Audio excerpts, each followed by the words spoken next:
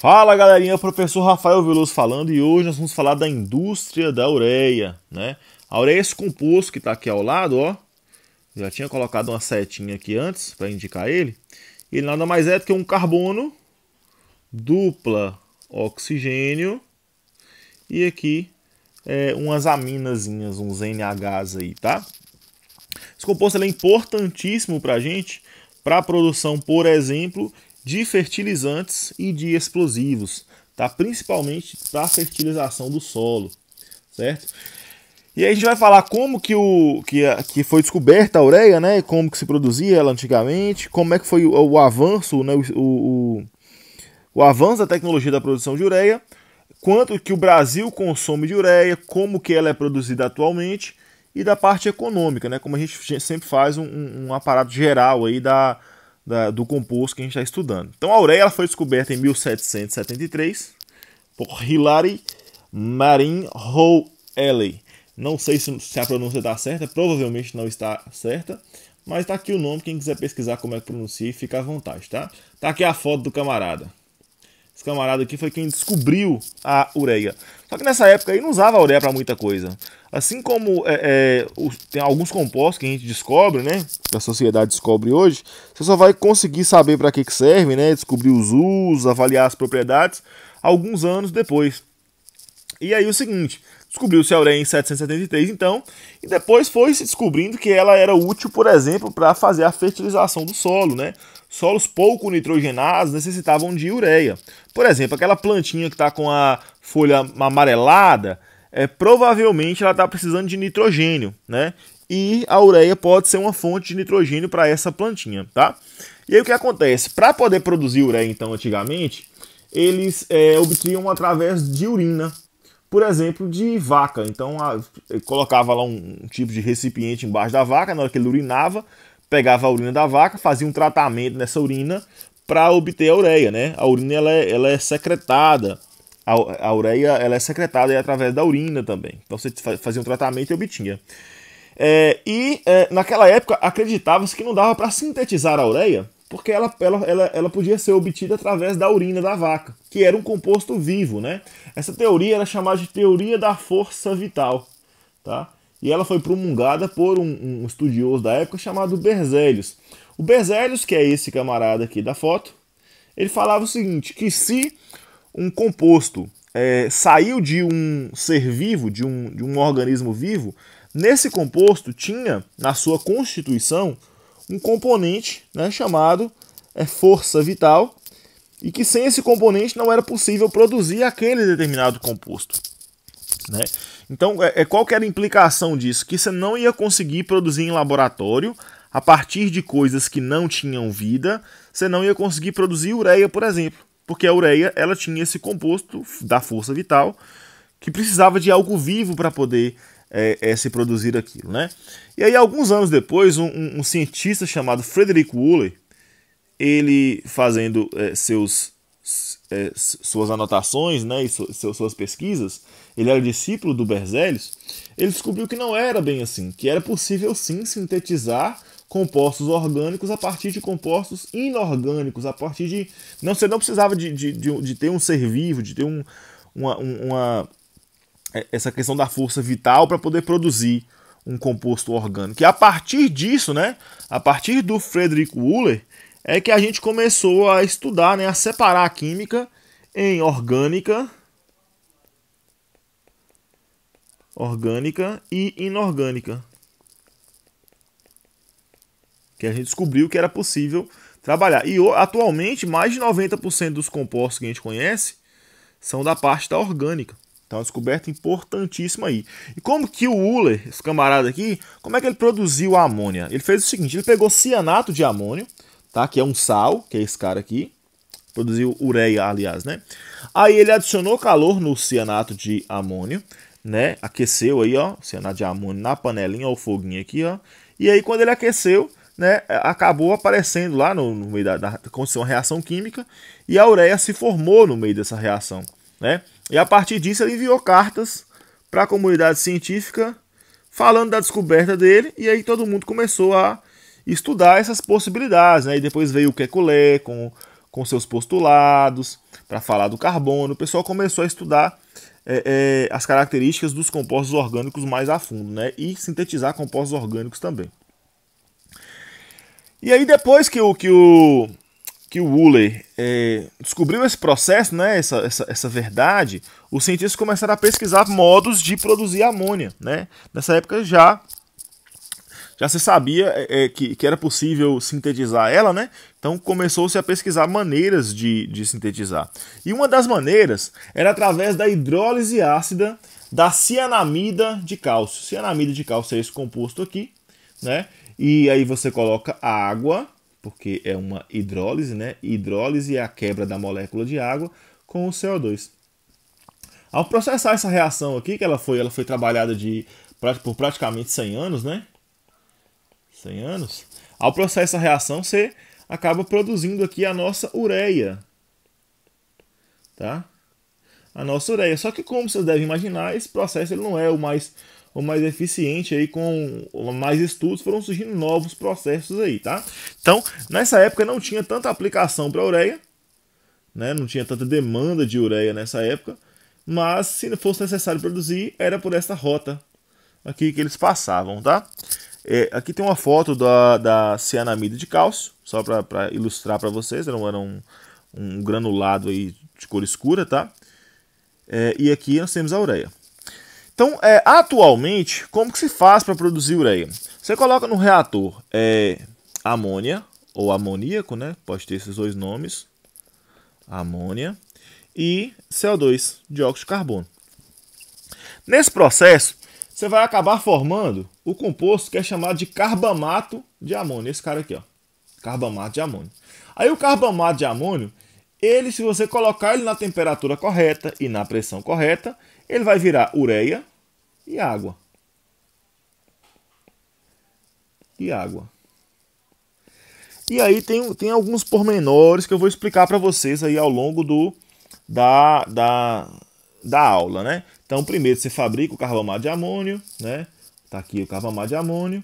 Aí você desidrata o carbamato de amônio. Por que você desidrata? Você vai tirar a molécula de água dele, que é essa molécula aqui, ó. E olha só, pensando em equilíbrio químico, se eu abaixar a concentração de água aqui nesse equilíbrio, o equilíbrio vai deslocar para a direita. E aí eu vou acabar formando mais ureia. Então, quanto mais eu desidratar o carbomato, mais ureia eu vou gerar, né? Aí você recicla o carbamato que resta, né? Faz a perolação da ureia e aí você volta de novo a fabricar o carbamato. Bom, esse fluxograma aqui vai ficar um pouco mais claro mais para frente. Então vamos lá. Como que faz para poder fabricar a ureia? Primeiro o amoníaco entra em um tanque. Depois o amoníaco desse tanque vai para uma bomba, certo? E dessa bomba ele segue para uma autoclave. Nessa autoclave também tem que entrar o CO2. Não sei se você se lembra, mas tem o CO2 tem que entrar também. E ele tem que entrar primeiro no compressor para atingir a temperatura e a pressão, na verdade aí a pressão correta, né? Então nessa autoclave a reação acontece. E aí forma-se então uma solução de ureia, carbamato de amônio e alguns gases, né, que acabam não reagindo, né? O CO2, um pouquinho de amônio acaba não reagindo. E aí ele vai entrar numa utilidade química chamado decomponedor. O que esse decomponedor vai fazer? Esse decomponedor ele vai concentrar a ureia cada vez mais, né? Então nós vamos fazer lavagens nessa solução aí que tem ureia, carbamato de amônio e gases inalterados.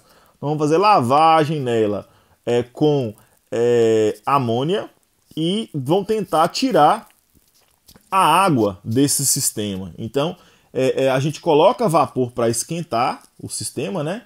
Para a água evaporar e retira aqui o condensado. Então a gente vai tentar tirar a água, né? Fazendo aquele processo lá com o carbamato. A gente não pode deixar o carbamato de amônio livre porque ele gera um componente indesejado que chama biureto. Aí mais para frente vai falar dele. Então vai ter dois componedores desse, ó. E aí ele vai servir para tentar extrair aí a água, né? E fazer com que a solução de ureia fique mais concentrada, tá? Então esse segundo aqui entra o CO2, a amônia, que eu tinha falado, né? A água gasosa gerada no processo aí acaba indo para o decomponedor 2, mas o objetivo é secar aí o carbamato o máximo possível. E aí desse decomponedor 2 você já tem aí uma solução de ureia. A solução de carbomato de amônio que sobra, ela vai ser reciclada, né? Afinal de contas, assim como a gente viu lá em processo de projeto Zoom, se o componente é caro, vale a pena você reciclar ele, né? Então, como que ele vai ser reciclado? Primeiro, ele vai ser umidificado em um absorvedor. Esse absorvedor aqui, ó, ele vai ter um resfriador, né? Afinal de contas, esse decomponedor, ele é, de certa forma, um trocador de calor, né? A função dele é aquecer a solução para poder desidratar o carbamato. E depois que o carbamato sai desses dois decomponedores, eles precisam ser resfriados aí em um absorvedor. Saindo desse absorvedor, ele vai voltar lá para a autoclave, tá? O restante do CO2, da amônia e da água também vai passar por um absorvedor, vai acabar perdendo um pouco de calor nesse absorvedor. Tem alguns resfriadores, eu não sei se eu coloquei aqui no desenho. E esses compostos vão ser lavados aí com água, né? Aí, o resfriador tá aí. Então vai ter um reciclo aí com água. E o carbamato que tiver sobrado aqui no meio desse processo, nesse absorvedor, vai voltar por uma bomba, certo? E volta para o decomponedor 2, para manter alguma concentração conhecida, né, e controlada de carbamato nos decomponedores aí. A gente tem que prestar muita atenção com os equilíbrios químicos nesse processo de ureia para poder garantir que acontecerá uma formação de ureia adequada e que não vai formar o biureto, né, que eu já falei dele anteriormente, vai falar mais para frente um pouquinho quais são as condições que forma biureto nesse processo. Então, basicamente, para formar a ureia, o processo é esse, tá? Aqui tem falando aqui do decomponedor que sai a ureia lá no final. O amoníaco líquido que sobra desse absorvedor, ele volta, né, com um reciclo, lógico, usando uma bomba, né, já que a temperatura de ebulição dele é maior do que menos 43 graus, não lembro se era 43 ou era 48, né, ele volta aí para o processo, tá? Dos dois absorvedores, o amoníaco ele volta lá para o tanque de novo para ser reaproveitado.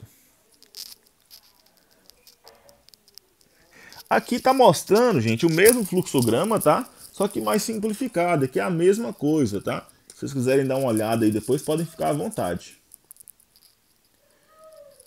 Aliás, esse aqui é o fluxograma simplificado. Esse é o que eu acabei de apresentar, só que sem tanta firula. Aqui está mostrando as condições operacionais da autoclave, ó, 220 atm, 190 graus Celsius. As condições do decomponedor, a pressão do decomponedor inicialmente tem que ser alta, exatamente para controlar aquela parte de equilíbrio químico, tá? Equilíbrio químico e cinética, que são as partes mais importantes aqui nesse processo, tá? Então, depois que a ureia está pronta, o que você vai fazer? A ureia ela vai acabar tendo algum resíduo de umidade, né? Uma umidade, de certa forma, elevada. Então, você vai ter que fazer uma evaporação, reduzir a umidade. E esse processo de evaporação ele tem que ser feito com certo cuidado, com certo carinho. Por quê? Você tem uma matriz, né? Uma pérola. Vamos imaginar que você tem uma pérola de ureia aqui e você tem uma moléculazinha de água aqui dentro. Essa molécula não pode sair de qualquer maneira aqui não, senão ela vai rachar essa pérola, né? Esse pó.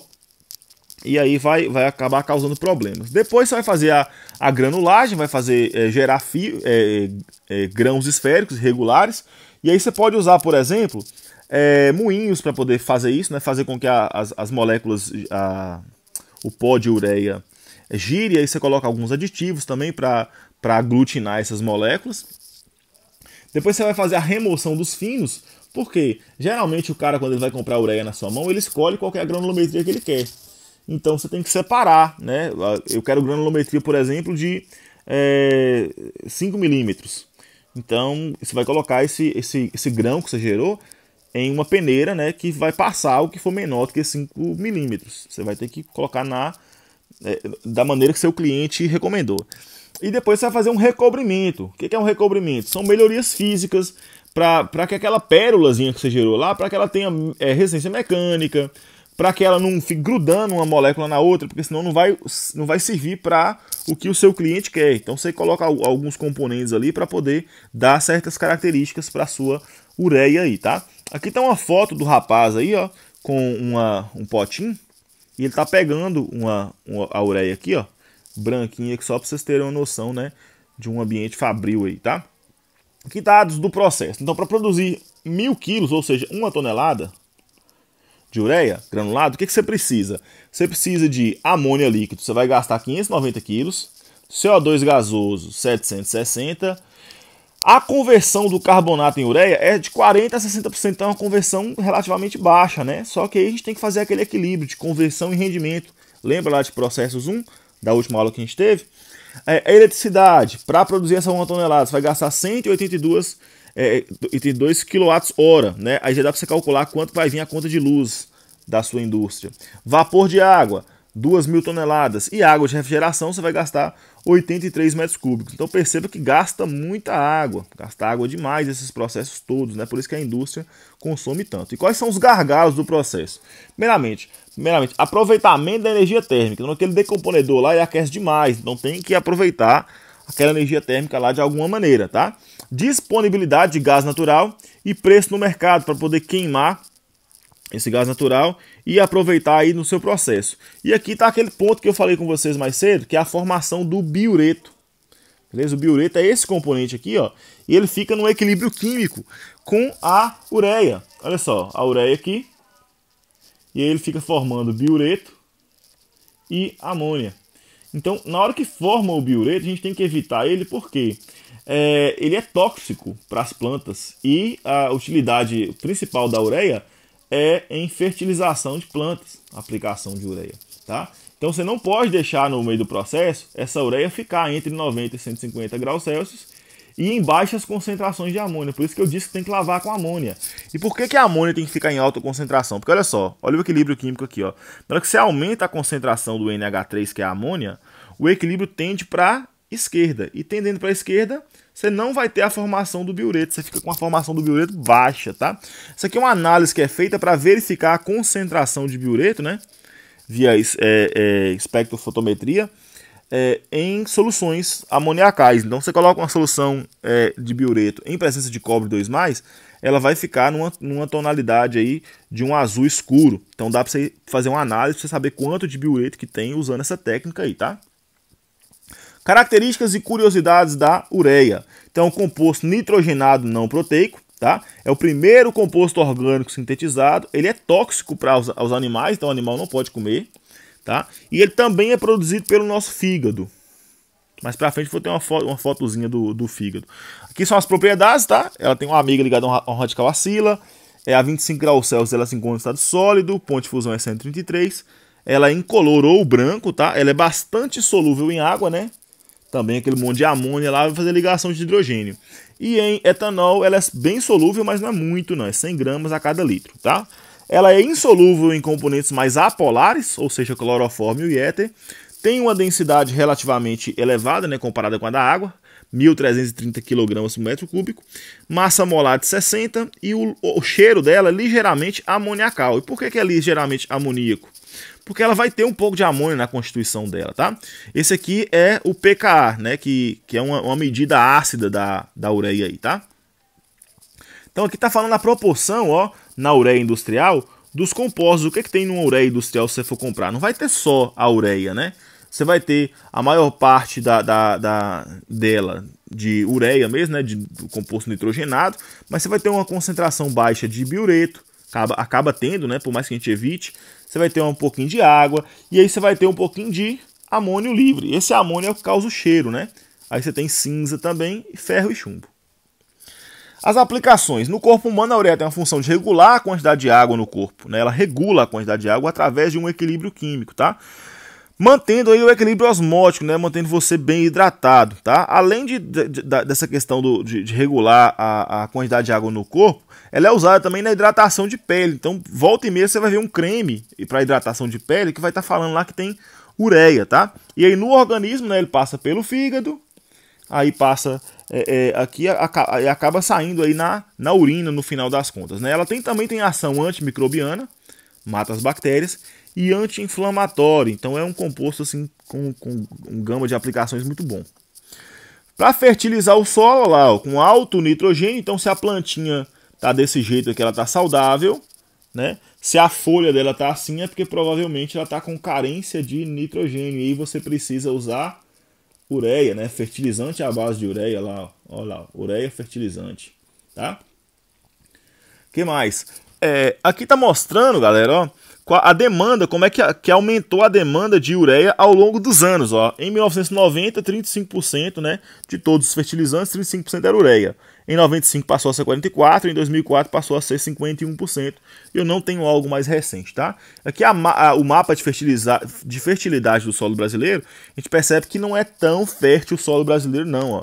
Aqui, por exemplo, ó, seria um solo fértil se a maioria tivesse nessas faixas aqui, ó, média e alta ou alta. E a gente vê que só alguns pedacinhos, né, que chega a ser médio e alto. Essa faixa aqui, ó, né, aqui no Nordeste tem uma faixa boa aqui e tal. Então são poucas as áreas que são realmente férteis, então a gente precisa suplementar aí o solo. E um fertilizante legal, né, que tenha a riqueza do nitrogênio, que é essencial, o macronutriente essencial, é a ureia, tá? Outra aplicação, suplemento proteico de rações para bovinos. Então, às vezes você usa, né, com a quantidade aí, uma quantidade conhecida, né, recomendada de ureia aí, para engordar o animal, para suplementar o animal com base de ureia. Como eu falei para vocês anteriormente que a ureia era tóxica para animal. Na verdade, por exemplo, ferro é tóxico? É tóxico dependendo da quantidade que você usar. Se você consumir mais de 30 mg de ferro, vai te causar problema. Agora, o ferro que tem no feijão vai te causar toxicidade? Não, porque é a quantidade abaixo disso, tá? Tem a quantidade que não causa mal e tem a quantidade que causa mal.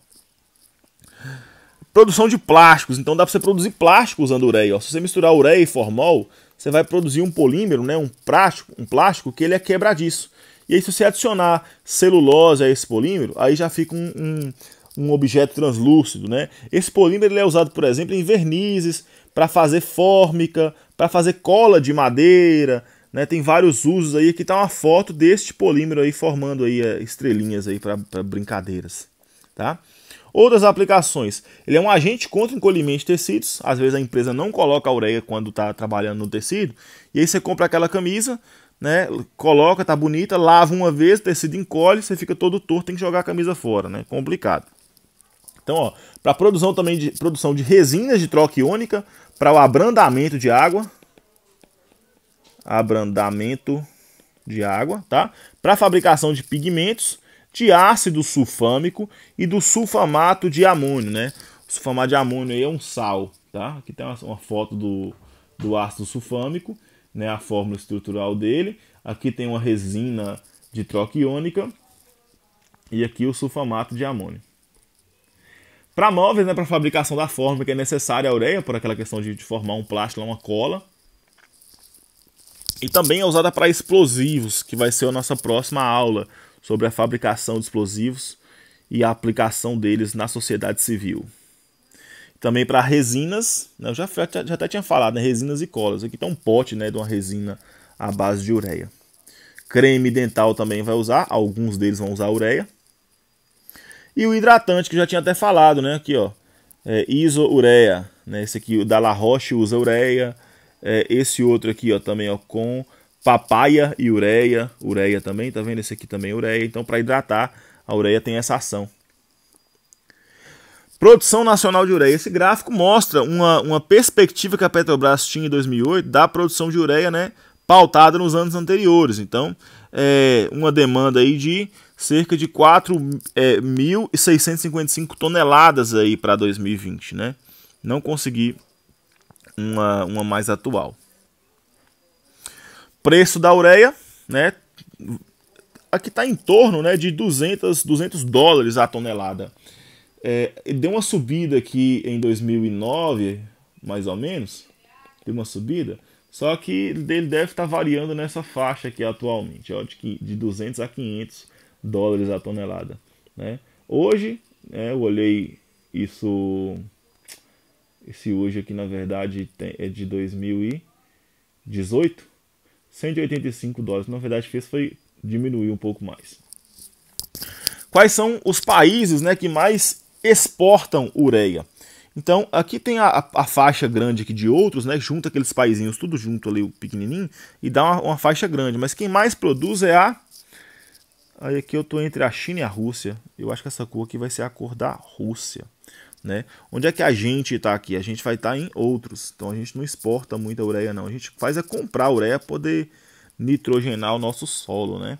Aqui, mas os maiores produtores, ó, vem Rússia, depois vem Ucrânia e depois vem Catar. São os maiores produtores de ureia. A gente não produz muito, não.